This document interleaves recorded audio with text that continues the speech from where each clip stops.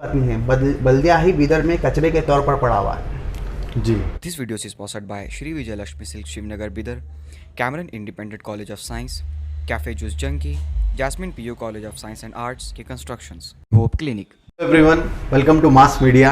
आज हमारे साथ अली अहमद खान साहब हैं जो CPI के बिदर इंचार्ज हैं। तो हम आपका इस्तकबाल करते हैं अली अहमद खान साहब। जी। अस्सलाम वालेकुम। आपकी पार्टी जैसे कि आने वाले बल्दिया इंतखाबात हैं, इसमें आप लोग भी हिस्सा लेने वाले हैं? हाँ जी, इंशाल्लाह हम तमाम के तमाम सीटों पर इलेक्शन में हिस्सा लेंगे। करीब 4 से 6 कैंडिडेट हम तैयार कर चुके हैं और हम लोकल इश्यूज़ जो म्यूनसिपाल्टी के गर्म इश्यूज़ हैं वो इश्यूज़ लेकर हम मैदान में उतर रहे हैं। जैसा कि जो मौजूदा दौर में जो म्यूनसिपाल्टी के जो मसाइल हैं, जिसमें ख़ास करके पुराने शहर के मसाइल, जिसमें कंस्ट्रक्शन परमिशन हो या फिर खाता हो, और खाता जब वो लोग अपना मकान बेचने, ख़रीदने, मोटिगेज करने, अपने जो ज़िंदगी के मसाइल होते हैं वो मसाइल को लेकर जब वो खाता लेने के लिए जाते हैं तो उन्हें एक खाता लेने के लिए इतनी परेशानियों का सामना करना पड़ रहा है। जैसा कि ख़ुद म्यूनसिपाल्टी जिस प्रॉपर्टी के लिए आर्डर कापी देती है, यानी कि मोटेशन आर्डर कापी देती है, मोटेशन आर्डर कापी जिसको देते हैं उसी को जो है ना खाता देने से इनकार करते हैं, डिजिटल खाता। अगर वो डिजिटल खाता नहीं देते हैं, जहाँ पर PID नंबर का मसला है शहर में, और जहाँ पर आपको क्या बोलते हैं यमार का मसला है, ऐसी जगहों पर उन्हें मिनिमल खाता दे देना चाहिए।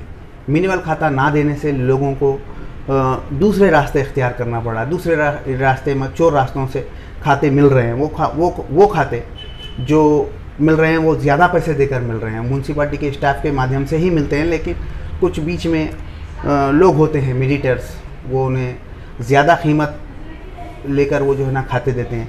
फिर करप्शन है वहाँ, करप्शन।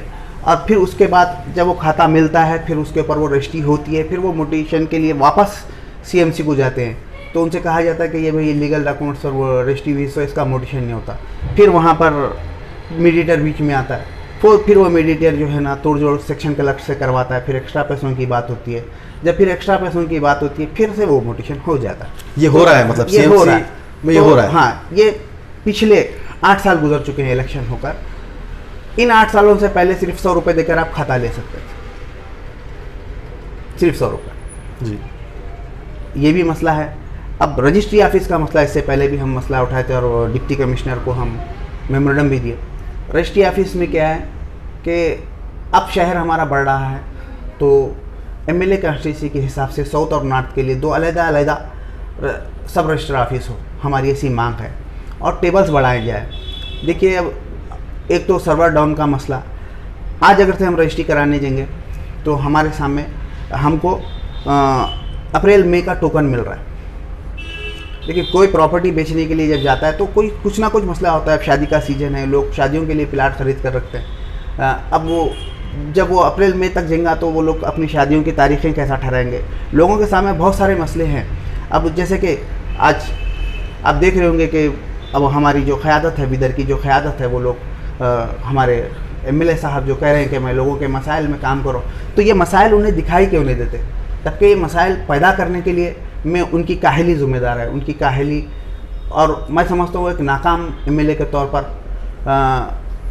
परिचित होते जा रहे हैं लोगों के बीच में। यही सवाल आवाम का भी रहता है कि बल्दिया का जो कचरा पड़ा हुआ है, अब काउंसलर तो है नहीं, और बल्दिया कमिश्नर बोलते हैं कि कितना बोल के मैं करूँगा, MLA साहब की कोई जिम्मेदारी नहीं बनती। तो जिम्मेदार कौन है फिर इस चीज़ का? एक बात, बल्दिया का कचरा पड़ा हुआ है ऐसी बात नहीं है, बल्दिया ही बीदर में कचरे के तौर पर पड़ा हुआ है। जी सुने कि ऐसी हालत है कि उसी को साफ़ करने की ज़रूरत है। सबसे पहले बल्दिया को साफ़ करने की ज़रूरत है।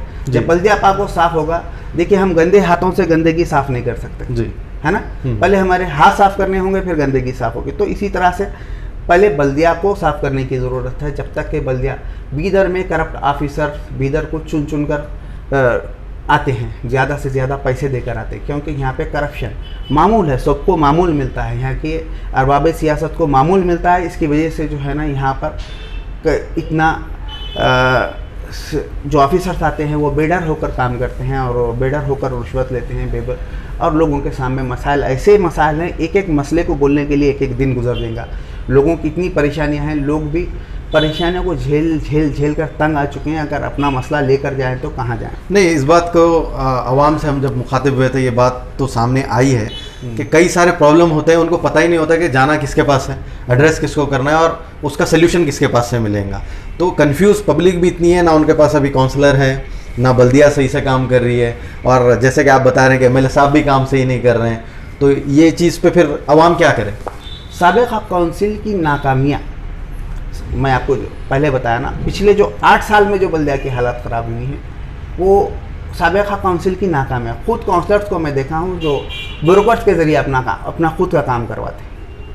खुद काउंसलर्स को, क्या ऐसे काउंसलर्स हैं, 3-4 काउंसलर्स ऐसे हैं जो कमाना भी जानते हैं, काम करना भी जानते हैं, लोगों के जोन तक जाते हैं, उनके काम भी होते हैं। कुछ लोग नाम गिनवाना नहीं चाहता क्योंकि अगर से मैं नाम लूँगा उन काउंसलर्स के तो मुझे उनका सपोर्टर्स कहेंगे, ऐसी बात नहीं है। लेकिन कुछ लोग हैं अपना काम करते हैं, लेकिन कुछ लोग तो ऐसे हैं जो ना खुद का ना काम कर ले सकते, ना अपने एरिया के लोगों का काम कर सकते। जी खान साहब, और आप हाल ही में एक स्टेटमेंट जारी किए थे, एक वीडियो जारी किए थे जिसमें आपने बताया था कि बोरवेल का जो परमिशन मिला है, जो एमएलए साहब ने आके एक वीडियो बनाया था कि सारी आवाम के लिए खुशखबरी है कि बोरवेल का परमिशन मिला है। तो इसके ताल्लुक से आपने कुछ कहा था, आप उस पर और जी, ये परमिशन किसी भी तरीके से अवाम के लिए या शहर के लिए नहीं है, शहर के अवाम के मसले को हल करने के लिए नहीं है। खुद आप वो ऑर्डर पढ़ के देख लीजिए, वो रियल इस्टेट बिजनेस को फ़ायदा पहुंचाने के लिए है, ना कि अवाम के लिए। ये इल्ज़ाम रहीम खान साहब पे आपका? रहीम खान साहब तो एक व्यापारी हैं। पहली गलती हमारी अवाम की ये है कि हम जो व्यापारियों को हम सियासत में ला रहे हैं। ऐसे व्यापारी जो अवामी खिदमत करने से ज़्यादा अपने इंस्टीट्यूशंस को तरक्की देने के लिए मकसद से सियासी पावर में आना चाहते हैं, ऐसे लोगों को हम सियासत में ला रहे हैं, जिसकी वजह से लोग अवामी काम करने के बजाय अपने कॉलेजेस, अपने कारोबार को तरक्की देने का ही काम कर रहे हैं। और सियासत में आने के लिए पैसा बांटना, पैसा देना ज़रूरी है, इसके लिए पैसा कमाना ज़रूरी है, जैसे हालात सियासत में बन गए, जिसके लिए जो है ना अंधाधुन पैसा कमाने के लिए नत नए प्लान बनाए जाते हैं और लोगों को लूटने के लिए। जैसा कि अब ये जो बोरवेल का इशू है, वो इशू जो है अवाम के लिए बिल्कुल भी नहीं है। अवाम के लिए अब म्यूनसिपाल्टी के लिए समझिए एक नई दुकान खोलकर दे दी गई है पैसा कमाने के लिए। आर्डर में बाज़ाब्ता ये है कि एनए बोर्डा है तो ही आप वहाँ पे एप्लीकेशन डाल सकते हैं। जी।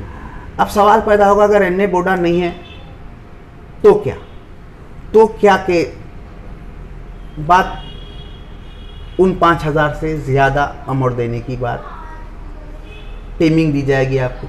ठीक है, मुझे 5,000 नहीं 25,000 दे दीजिए, आप फलां से फलां टाइम तक अपना काम ख़त्म कर दीजिए। जी। फिर वही एक रिश्वत की एक नई दुकान। जी।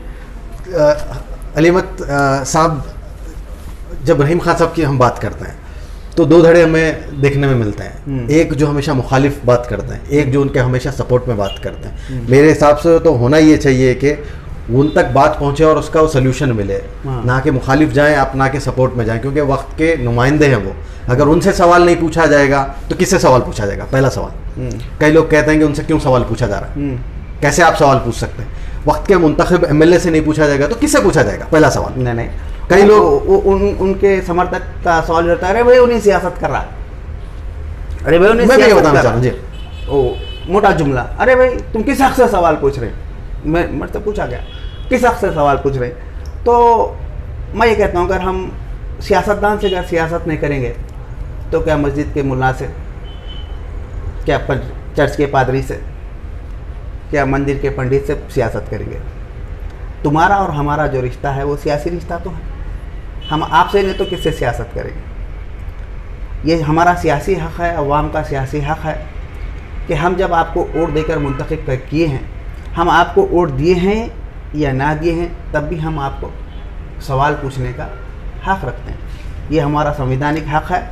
लेकिन रहीम खान साहब के अतराफ जो जमावड़ा है, वो जमावड़ा जो है वो बिल्कुल ही सियासी तौर पर बेशऊर लोगों का है, जिसकी वजह से वो लोग उनको आखा की नज़र से देखते हैं, हमको प्रजा की नज़र से देखते हैं।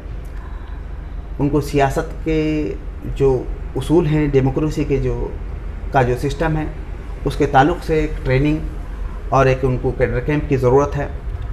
अगर से उन्हें सियासत में अपने वर्करों को काबिल बनाने के लिए मैं ऐसा चाहता हूँ कि एक काबिल टीम रहीम खान साहब के अतराफ़ हो, जो हम जैसे लोग जो और भी हैं शहर में जो आवाज़ उठा रहे हैं उनके ख़िलाफ़ जवाब देने के लिए सक्षम हो। वो कुछ लोग हैं बोलते हैं, हाँ, वो लोग बोलते हैं कि आप कुछ लोग हैं। हम कुछ लोग हैं, कुछ लोगों का जवाब देने के लिए उनका कुछ लोगों की तो टीम होना चाहिए ना जी, है ना।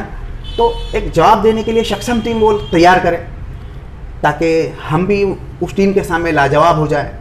जी, ऐसे काबिल ट्रेंड लोग वो तैयार करें। हम चाहते हैं कि वो हम हमारा जो विरोधी है, सियासी विरोध है, अब रहीम खान साहब हमारे सियासी विरोधी हैं, तो हम ये चाहते हैं कि वो भी सियासी तौर पर ताकतवर हो के हमारे साथ बैठ के डिबेट करें। उनके 4 लोग, हमारे 4 लोग, है ना जी। तो फिर मज़ा आएगा ना सियासी डिबेट। मगर क्या वजह है कि हर इलेक्शन में उनका वोट परसेंटेज बढ़ते जा रहा है, पब्लिक का एतमाद उन पर बढ़ते जा रहा है, पब्लिक उनसे मोहब्बत कर रही है, बट इश्यूज जहाँ के वहाँ रह रहे हैं, जैसे कि यूजीडी है। ये देखिए, हम जो है, हम यानी कि कम्युनिस्ट पार्टी ऑफ इंडिया जी, खास करके जात पात की सियासत करते नहीं जी, और हम मजहबी इश्यूज पर बात नहीं करते मजहबी इश्यूज पर बात करेंगे तो मैं बहैसियत मुसलमान गैर सियासी तौर पर मजहबी इशू पर बात करने के लिए तैयार हूँगा, लेकिन सियासी तौर पर मैं ये हिंदू मुसलमान की तो बात नहीं करूँगा जी। लेकिन यहाँ जो हो रहा है फ़िलहाल, वो एक सियासी बिसात बिछाई जा रही है, फिर बेचारगी का माहौल, मैं बेचारा वाला माहौल पैदा कर जी, वोट लिया जा रहा है जी। सियासी काबिलियत पर वोट नहीं मांगा जा रहा और नहीं लिया जा रहा। नहीं, लास्ट टाइम कांग्रेस के मैनिफेस्टो में तो था ना कि 1000 करोड़ का काम हुआ है, यूजीडी हुई है और आपका 24/7 पानी पहुंच रहा है सबको, तो हो सकता है इसको देखकर वोट मिल रहा होगा। बात बता रहा हूँ मैं अवामी मसाइल की। जी, देखो, सड़कें बनाना, जी, है ना, नालियाँ बनाना, खंबे लगवाना, जी, लाइट लगवाना, ये परसेंटेज के काम हैं, ये करे बगैर उनका पेट ही नहीं भर सकता। जी, ये अवामी इशू हैं, ये आपका अवाम की इल्जाम भी ज़रूरत बोल है। सकते हैं, ये अवामी इशू हैं जी, अवाम को सड़कों की, नालियों की, लाइटों की ज़रूरत होती है, जी, वो बात अलग है। लेकिन इसके साथ साथ सियासतदानों का फ़ायदा भी होता है, लेकिन सियासतदान का काम ये होता है जिसमें तुम्हारा फ़ायदा नहीं है उस पर भी काम करें, जी, है ना। तो हम ये चाहते हैं कि वो काम तो हो ही रहे, सब देख रहे हैं जो काम हो रहे हैं। अब देखिए, मैं आपको बता रहा हूँ, म्यूनसिपाल्टी के इशू में जब हम छोटे थे, यानी कि 5 साल पहले चले जाइए, छोटे थे इसकी तो बात दूर की बात है, सुबह उठते ही आप सड़कें झाड़ती हुई औरतें देखते थे। जी, बिल्कुल, बेशक। बताइए आप कितने साल हुआ देखकर? कई एक्सीडेंट जो रोड पर हो रहे हैं, जो रोड पर पड़ी हुई रेत है उससे गाड़ी के टायर स्लिप होकर हो रहे हैं। आप मानते हैं इस बात को? जी, बिल्कुल। तो आवाम किससे पूछेगी? बल्दिया में कोई उनका रिप्रेजेंटेशन नहीं है और एमएलए साहब को पूछ नहीं सकते और कमिश्नर साहब को पूछ नहीं सकते, तो फिर पूछे किससे? पूछना किससे, वो तो सवाल है ना। हम डायरेक्ट सभी को पूरा जो है ना प्रशासन इसके लिए जिम्मेदार है, डिप्टी कमिश्नर से लेके बल्दिया कमिश्नर से लेकर हर वो कोई सिंगल जो है ना काउंसलर से लेकर हर आदमी इसके लिए जिम्मेदार है। हम अकेले रहीम खान को नहीं बोले, लेकिन अब फिलहाल जो है ना म्यूनसिपाल्टी में किसी काउंसलर्स की ये नहीं है, मियाद काउंसलर्स की ख़त्म हो चुकी है। अब बचे रहीम खान साहब, तो मसला तो रहीम खान साहब के सामने ही रखेंगे ना।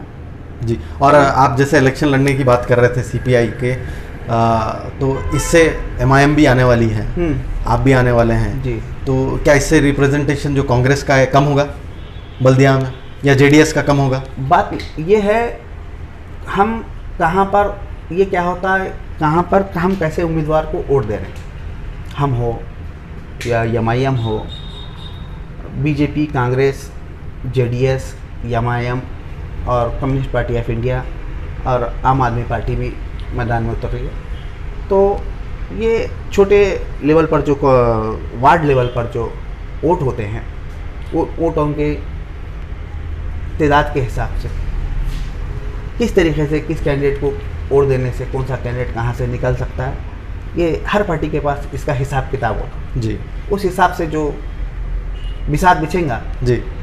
तो ओल्ड सिटी में भी नौजवानों को आप टिकट देने का मौका दे रहे हैं? हाँ देंगे आप? बिल्कुल। जो लोग हमारे पास ऐसे लोग जिनको जो है ना अवामी खिदमत का शौक़ है और अवामी खिदमत में हिस्सा लेना चाहते हैं, और वो जो किसी पार्टी से वाबस्ता नहीं है, और या ख़ास करके ऐसा होता है कांग्रेस में ऐसा होता है कि जो काबिल आदमी को बहुत पीछे बिठाया जाता है और उसको देख देख कर हंसा जाता है। ऐसे लोग, काबिल लोग जो नज़रअंदाज हो रहे हैं अपनी पार्टियों में, अगर वो आज भी हमारे पास आते हैं तो हम उनका वेलकम करते हैं और उन्हें टिकट देंगे इंशाल्लाह। जी इंशाल्लाह। तो आपके कई सारे इल्ज़ाम थे, कई सारे आपने बातें अपनी रखी, आपने हमें वक्त दिया, हम आपका बहुत बहुत शुक्र अदा करते हैं, और होपफुली हम फिर आगे ऐसे इंटरव्यू आपके लेते रहेंगे। बहुत बहुत शुक्रिया। इंशाल्लाह। खुदा।